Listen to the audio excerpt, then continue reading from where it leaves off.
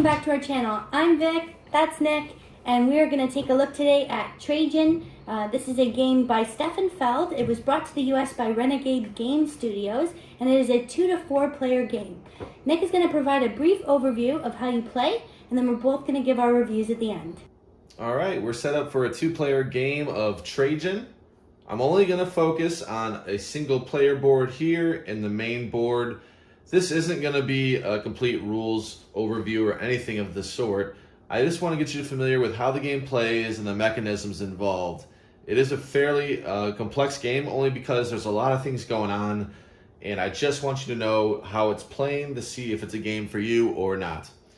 So the main thing we're doing here on our player board is we're moving these around. So if you want to do an action, the active tray is considered what you end your movement on. So on your turn, you're picking up all these pieces from any of the bulls, and then you're moving them, dropping one at a time.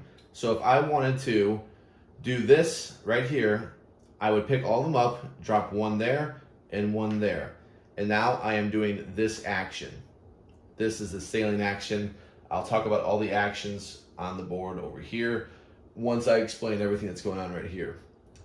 So I can do that.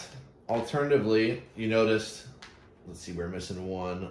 At the beginning of the game, we get these little Trajan tiles and the even numbers, 2, 4, and 6. So if you were to have all or both of these colors shown here, available in this here. So let's say hypothetically, let's say it was like that. This is all random, but let's say it was like this so I can show you an example.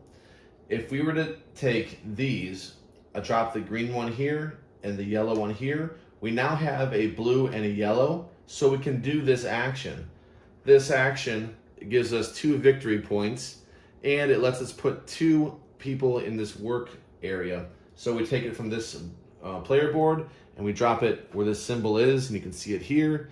You're dropping it in this symbol right here. So now red player has 3 people there that they're going to later assign to do work.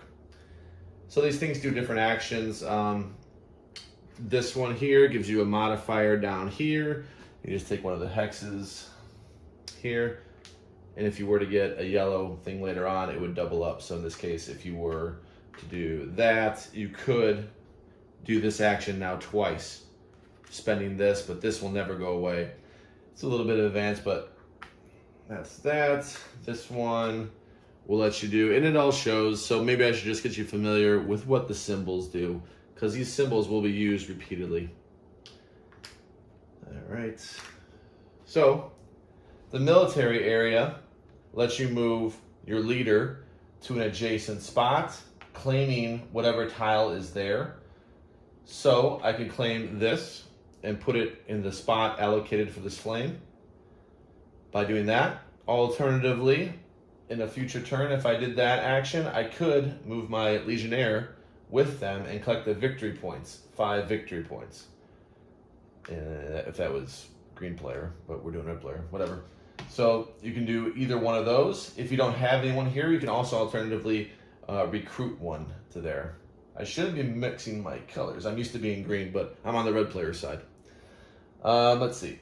The ship action lets you use cards from your hand. There's 3 different ones. There's symbols that are not equal, in which case the red player has 3 not equal symbols. So they could drop 3 not equal symbols off for 6 points by doing this ship action. So they would just play this in their display and get 6 points on the track.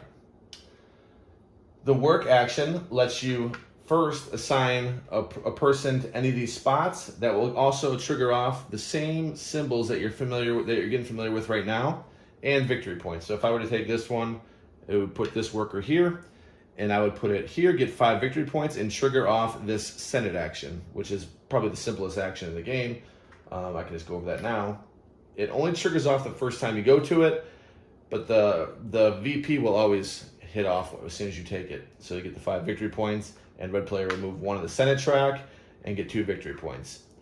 This is to determine the end of the round things. Who has the most votes in the Senate will be able to pick the first bonus tile, for instance, and the other person will get it face down, a lesser bonus.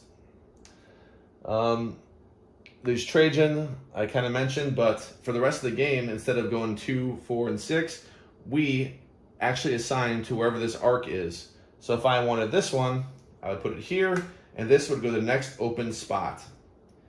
So I had to put it here if I did this action. This one lets you take one of these tiles. I'll be explaining these shortly, and these would go down here, which I kind of touched on, but it essentially lets you do an action once more, or in this case, it would be twice more if I were to take this. But when I do a ship action, I can do it one more time by spending this token.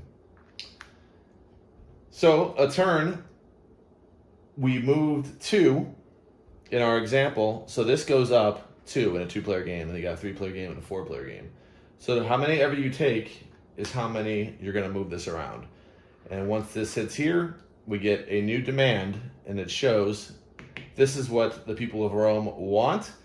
So we would try to get this maybe, or some things up here. There is those options up there. Try to move our leader to those spots. Also, these give you ongoing for the rest of the game. You're going to have this flame. So you can see there's that symbol here. If I were to collect that and actually trigger that off in my Trajan area, I would have 1 permanent for the rest of the game. Don't have to spend anything. The green ones, I actually have to spend them when I get them. So if this flame came up and I didn't have anything here, I'd have to spend it in order to get that. So this is going to go around 4 times. On the 4th one, that's end of round 1. And we remove this. And now we're going to replenish what is taken. We're actually going to remove everything here, replenish that. Anything that doesn't have anything here, including workers, it's going to get replenished. The ship tiles will flip back over, because if you were to, in my example, when I collected the VP, it's going to flip over. So now if the next player wanted to do it, it's actually worth less. But these will flip back over. We're going to see who has the most votes in the Senate. They will pick which bonus tile they want. So 9, this is end of game stuff. 9 victory points for every one that you still have of these, of that symbol in here. Or 3 victory points for each. So like I have 1 that I displayed when I did that ship action. So I'm already going to know I'm going to get 3 points for that.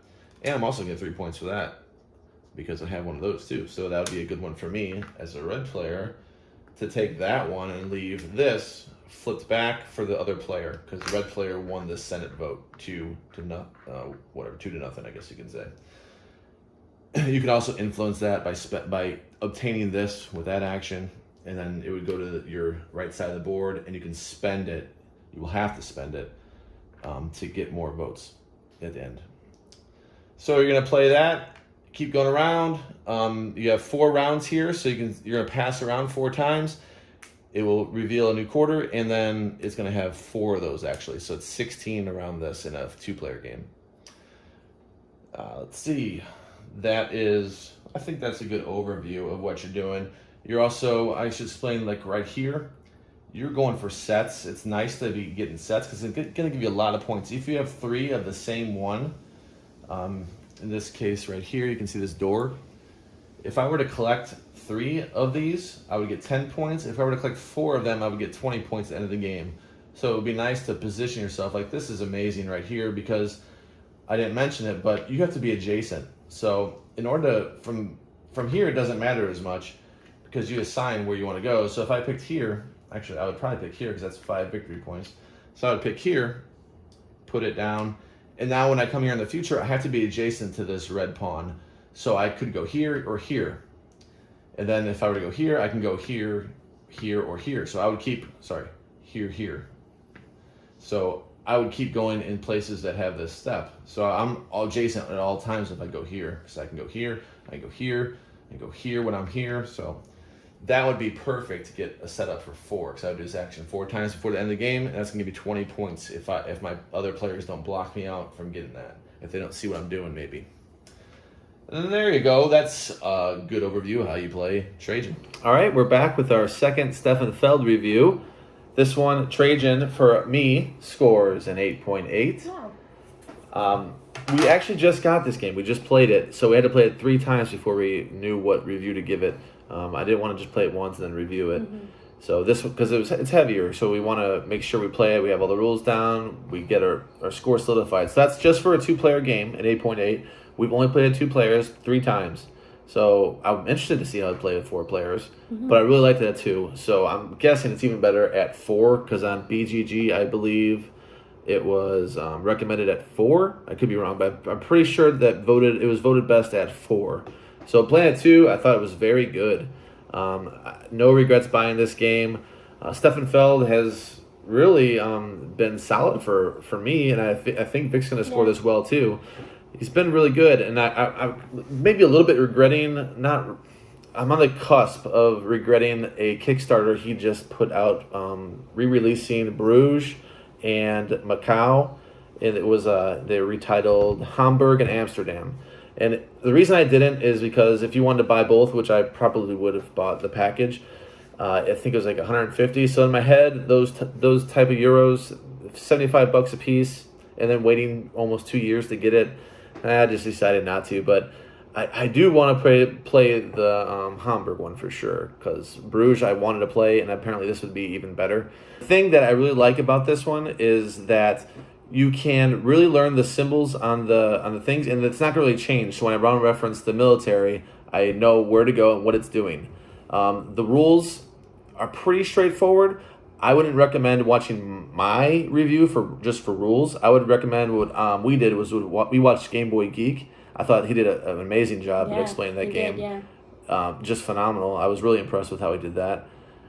So I would recommend deferring to that channel for an absolute rules review. But yeah, really recommend it for me, and let's see what Vic has. Wow, well, I was about to write 8.8, but then I put an 8.9. We could have been the same. Had a lot of fun. We played it 3 times in a row. I love all the games within the game. It has many different options and different ways you can go.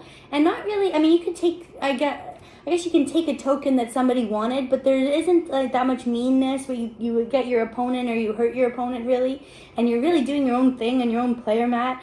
The player mats look great. The player boards are really cool. They have a 3-dimensional element to them that you probably saw during Nick's overview. They look really neat. Good quality. I mean, the artwork is good. It's okay. There's no cute animals though, which it could use, but not. In all seriousness, though, it's a really great game. Good heavy Euro game. And I have no complaints about it. I would like to see it, like Nick said, with 4 people. And I did enjoy just all the different ways that you can get points. And all the points you get, it seems like every turn you're scoring victory points. So it's never a dull moment that way. That is a Stefan Feld trademark. It's called Point Salad. And you are going to get a lot of points. And I want to mention one quick thing. If you like games where you're doing your own little thing, this is another good one for you. Like, think maybe Paladins of the West Kingdom. You're kind of doing your own thing. You're not messing with anybody. There's no take that, like Vic said. It's really, you're playing your own little game. You're worried about what you're doing. A lot of times you're focused, even when it's not your turn, you're focused. Okay, if I do that, I can trigger that. Perfect. So that's pretty cool, too. And the actions are really quick. Like, our turns were going bang, bang. Really once you're used to the game. Yeah, I think once we understood what we were doing, I mean, there is sometimes that you have to think, where are you going to move your little tokens around in the... what is that called? I don't know. Forget it, but you do have to think about, anticipate your next turn and where you're going to drop off those colors, because the next time around you're going to want to move them and hopefully get the bonus on top of the main action. So there is some thinking obviously involved in this game. It's a bit heavier, but I did really enjoy some of the forethought that is involved in it, and just the different combinations and things that you can do. Let us know in the comment section below what your favorite heavy Euro game is. And like this video if you enjoyed it, and subscribe if you haven't already. We do publish videos multiple times a week. We have a great amount of content that we're looking to push out for people to enjoy. So do subscribe and hit the notify button so you'll know when our next video comes out. Have a good one.